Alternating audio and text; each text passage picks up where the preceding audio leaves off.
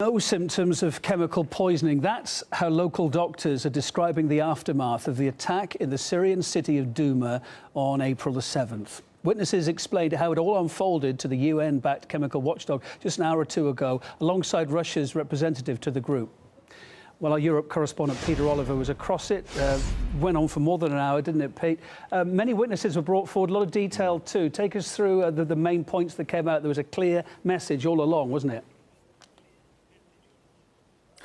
There was a clear message throughout this. If we start with what the words were coming from the Russian representative to the OPCW, the Organization for the Prevention of Chemical Weapons, Alexander Shulgin, he said that Russia believes that the act that took place in Douma was a provocation. He accused directly the US, France and the United Kingdom of tugging at heartstrings by showing images of children who'd been, as was claimed, affected by a chemical attack. He said that it was, and as far as Russia had claimed, was sloppily staged. Russia doubling down on their message that this wasn't a chemical attack. We also heard from the Syrian representative to the OPCW, who said that Syria didn't have chemical weapons, that they'd destroyed those under supervision of the OPCW. Then we started to hear more and more information about the actual scenes that we've seen so many times over our TV screens that took place on the 7th of April of this year. 70 people, we're told, were killed in a chemical weapons attack. We're told that a mixture of sarin and chlorine were used as part of this attack. Now, we heard from Igor Kirillov, who's the representative of the Russian military, who talked about the device that was supposed to be the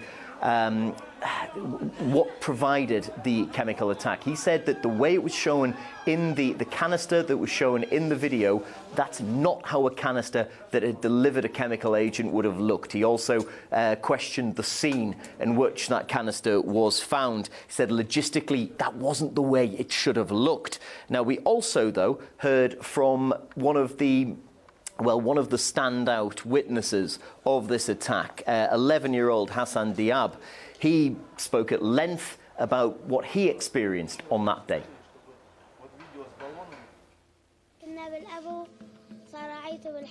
We were in the basement and then heard someone outside scream, "Go to hospital." We were scared.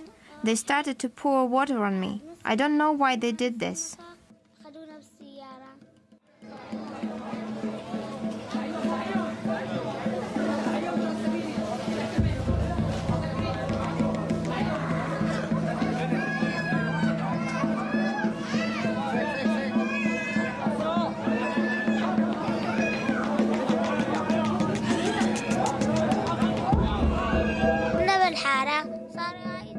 They told all of us to go into the hospital. I was immediately taken upstairs and they started pouring water on me. Do you remember where it happened? Right here. Where is it? Here it is.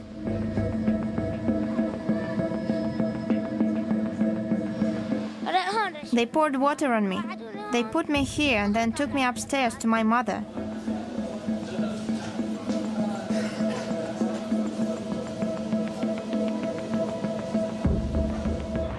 That's me in the video, that's me.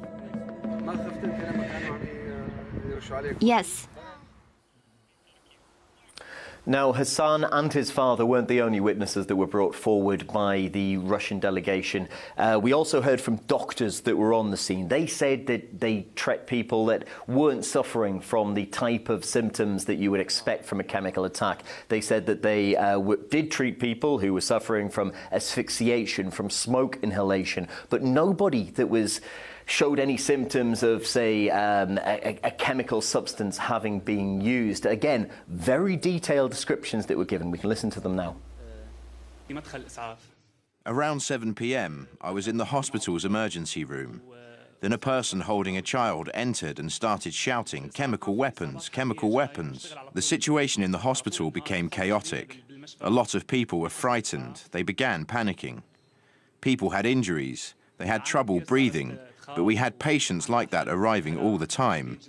And the screams, "Chemical weapons, chemical weapons," were used to create panic. This lasted for about an hour. We were treating the patients and sending them home. And we had no fatalities or instances of people suffering from poisonous substances. That's where we are right now. The very latest coming from the Russian side is that they're saying that this was a sloppily staged attempt to show what was a chemical attack when that type of chemical attack didn't take place. Those words exactly used by the Russian delegate to the OPCW, the Organization for the Prevention of Chemical Weapons. He said it was a sloppily staged chemical attack. Yeah, Peter, thanks for bringing this up to speed. I say you were watching what was happening at The Hague. Come back to you later. Let's get some more perspective on it from Peter Ford, now former ambassador to Syria, listening in. No doubt you watched it like we did a couple of hours ago. A lot of witnesses brought forward. What do you make of the testimony there? To what extent does it support what Russia has been saying all along, that there indeed was no chemical attack? Tell us what you thought about what you saw.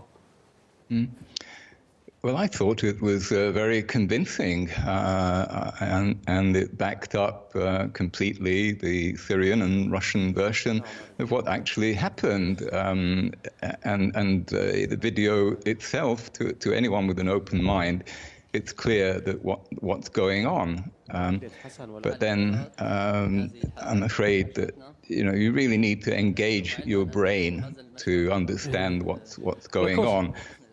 The skeptics tonight are going to be saying all these people are false, all these people are going to be dragged in, they were made to say it, coerced to say it. I suppose, as you say, you've got to use your brain on this. There's something else that came in today. The OPCW wanted Russia not to go ahead with this today. The OPCW wanted to wait until it had wrapped up its fact-finding mission. Why would they say that? Why wouldn't they want every bit of information to hand, both what they found on the field there and what Russia had to say from the witnesses it put together, doctors, chemical specialists, etc.? Well, I noticed the OPCW didn't complain about a similar episode. The BBC showed alleged testimony from alleged victims in Idlib who were making contrary claims to what we've just heard. The OPCW were silent about that. It seems to me that they have perhaps been listening a bit too much to Washington, London and Paris, and one begins to worry a little bit about their impartiality. I mean, when you've got doctors that purport to be on the ground there, witnesses that they say they were most definitely there, on the scene, as it happened, caught up in it, they describe how they were caught up in it. What's international reaction going to be to this, or is it going to be ignored, do you think? What's your gut feeling on it tonight? This only happened a couple of hours ago, of course. Yes, well, it will be either ignored, or attempts will be made to downplay it and to undermine it. In fact, these attempts are already underway.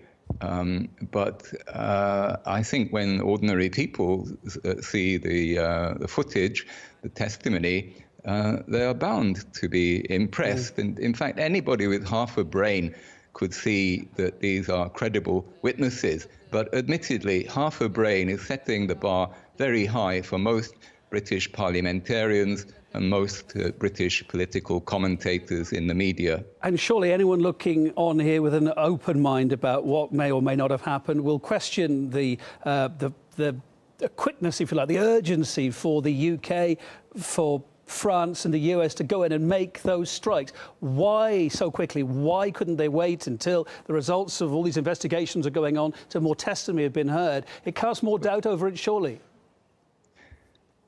Exactly. What the British media are also failing to point out is that it was Russia and Syria which requested the OPCW mission. They requested it. Britain, America and France have still not to this day confirmed that they wanted the mission to go ahead. And the fact that they bombed the very day before the mission were due to arrive, I think this looks rather suspicious.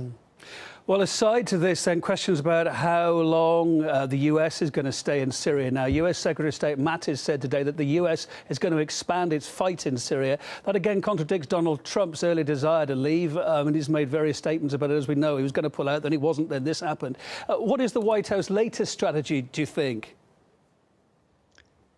I don't think the White House has a strategy. They have different tactics from day to day.